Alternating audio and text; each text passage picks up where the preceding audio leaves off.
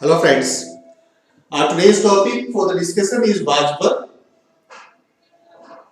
In fact, we have already learned the use of Vajpur in our previous class of past continuous tense.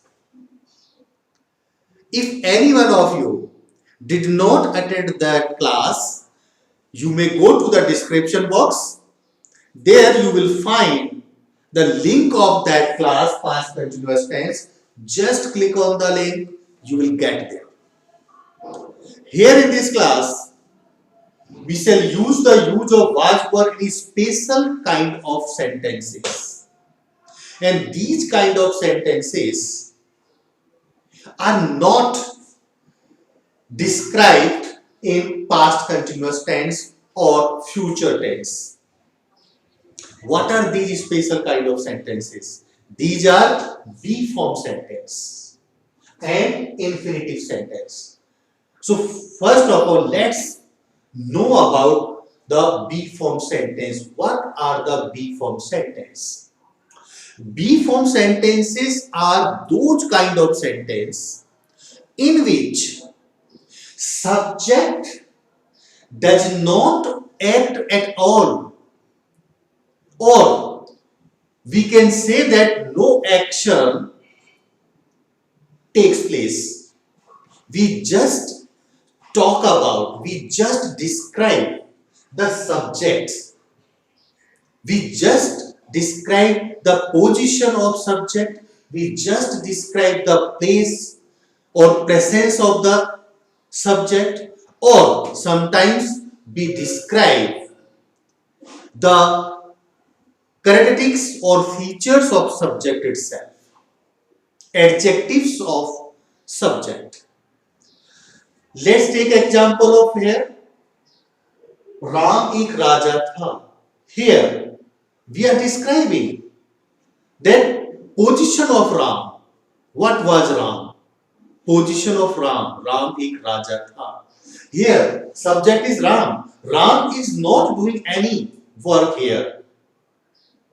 In another example, वह बहुत अमीर नहीं था. This is negative type of sentence. Here also subject is वह. We are just describing the economic situation, economic condition of the subject. The subject is not doing any action in this example also. Let's take another example. Third one. क्या तुम वहां उपस्थित थे?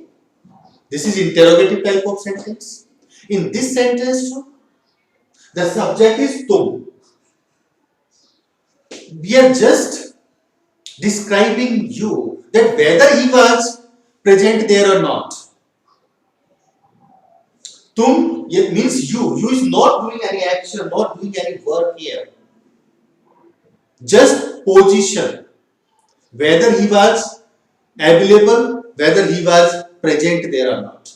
So in such type of sentences, in be form sentences, first of all, no action takes place. Only we describe about the subject. Either we describe the place of subject, the position of subject, the adjective of subject, features of subject, or the characteristics of the subject. If we want to translate these sentences into English, or we want to speak these sentences into English, we should use this sentence structure. In this sentence structure, we first speak the English of subject, then we speak was or were. Was is used with singular subject, as you already know. We use were with plural subject, and then complement. Complement is the remaining part of the sentence. Means what is being described about the subject. So let's translate these Hindi sentences into English. So first of all, let's take example of first. Ram ek raja tha. In this sentence, Ram is the subject. So first of all, Ram. Ram. And with Ram, was. should be used. Ram was, and then the complement. Complement ek raja. Ram was a king. Ram was a king. Here, now, you can see that the translation of these sentences is very easy. Just we speak subject, then helping verb, was or were, then the complement. Let's take another example. वह बहुत अमीर नहीं था. This is negative sentence.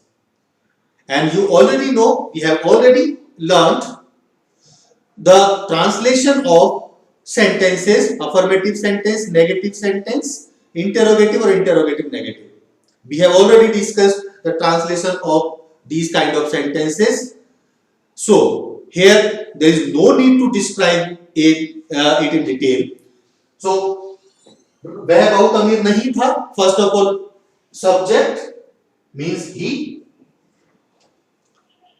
Then was, and because this is negative sentence, so not is also used here. He was not, and then complement. Complement बहुत अमीर, very rich, very rich. Ram was not very rich. Because this is negative sentence, so not is also used with the helping verb was. Let's take another example of third. क्या तुम वहां उपस्थित थे? This is interrogative sentence. In an interrogative sentence, we speak a helping verb before the subject. So, verb, you. Subject is to, so you and verb. Because you is plural, so verb should be used with you. Were you? Then उपस्थित थे. Were you present? There. Were you present there? Because this is an interrogative sentence, so interrogative symbols will also be used here. So in this way we can translate the be form sentences. Now let's take the infinitive sentence. What are the infinitive sentences? So my dear friends, the infinitive sentences are those sentences in which infinitive verb is used. And what is infinitive verb? So infinitive verb is made by adding to before the first form of verb. Like to go, to come, to play, in this way. First to, we should add to before the first form of verb. And when we add to before the first form of verb, then these verb becomes infinitive verb. Infinitive verb. In fact, infinitive is a part of non-finites. And we shall learn non-finites in a separate class. Here this is sufficient to know that what is infinitive. So to translate such type of sentences, we shall use infinitive verbs. Infinitive verbs. Here, let's know what are the infinitive sentences. मुझे अस्पताल जाना था. Here, if you try to understand the sentence, मुझे अस्पताल जाना था, here the future action is described in past. Future of past. In fact, the action has not taken place here. This is just जाना था. Can we say that this sentence belongs to future tense, future indefinite, future continuous or future perfect? No. This sentence does not belong to any kind of future tense. Now, can we say that this belongs to past tense? No.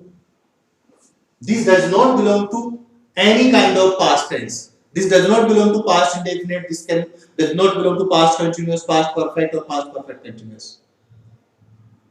And how can we translate such type of sentences? We can translate these kind of sentences with this sentence structure. First of all, we should speak the English of subject, then was verb, and then infinitive verb. Infinitive verb, and after that object, and then remaining part. So let's translate the first example. मुझे अस्पताल जाना था. Subject is the first word of the sentence, that is मुझे. मुझे means I. I was, because was should be used with I. Was, and then infinitive. Infinitive means main verb. Main verb is what? जाना था. जाना means go. So here we should write to go. We have converted go into infinitive verb by placing to before go. To, and then first form of verb, go. To go. Now this has become the infinitive verb. And now this has changed the meaning of the sentence. I was to go. मुझे जाना था. And then अस्पताल. Object is अस्पताल. I was to go to the hospital. I was to go to the hospital. In this way we can translate. First of all, we speak subject, then was or verb, and then infinitive verb. Let's take another example. तुम्हें शादी में नहीं जाना था. This is negative sentence. And how negative sentences are translated into English? We already know. Let's translate here. तुम्हें, you were not. Subject is तुम्हें means you, and then verb should be used with you because you is plural. So verb here is used. And then not, because this is negative sentence, nahi. And after that, infinitive. Infinitive is what? Jana tha, go. Then to go. To go. And then the object. Object is what? Shadi mein. You were not to go to the marriage. Here it is translated. So, negative sentences are also translated in this way. Only we just put not after the helping verb. Now let's take example of interrogative sentence. क्या हमें blood donate करना था? क्या हमें blood donate करना था? This is interrogative sentence. And how interrogative sentences are translated? We just put helping verb before the subject. Verb. We. Here subject is हमें. So with we, verb, helping verb is used, verb. Then verb be, then. Infinitive is what? Donate करना था. Donate करना था. To donate. Verb be, to donate. Donate is the first form of verb, and then we put to before the donate, so it becomes infinitive verb. Donate करना था. The meaning of the sentence becomes करना था. Verb be to donate. And then object is what? Object is what? Blood. Verb be to donate blood. And then interrogative symbol. So, my dear friends, in this way, we can translate the infinitive sentence, or we can say these special kind of sentences with the use of was and verb, and with the use of infinitive verb. And sorry, the third use of was verb in past continuous tense. Here, we shall not describe the use of was verb in past continuous tense because we have already discussed past continuous tense. I already requested you to just go to the description box and contact the link and click on the link. You will get there. You will learn the use of was verb in past continuous tense. So my dear friends, I hope you have learned, you have understood, and you will get benefit of using was verb in these special kind of sentences, be form sentence and infinitive sentences. Because these sentences are very important, useful in our daily life conversations.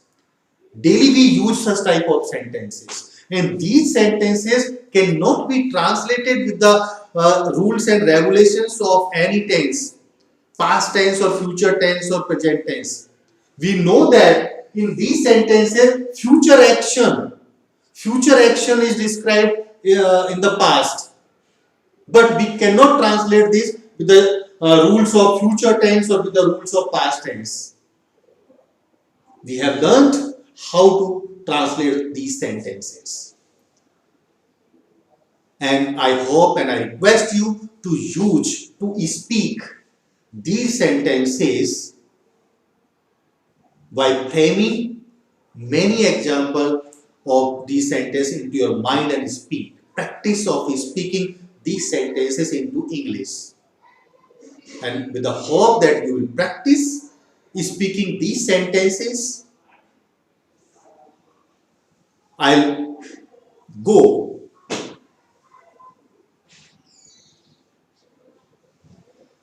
Give me permission.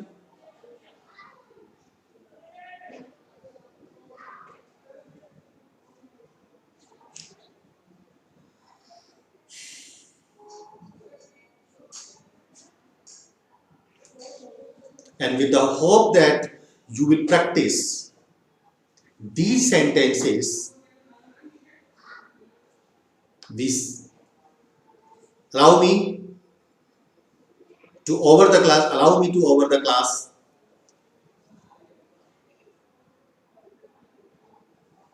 And with the hope that you will practice these sentences, allow me to over the class, and we shall meet in the next class very soon. Till then, goodbye. Thank you very much.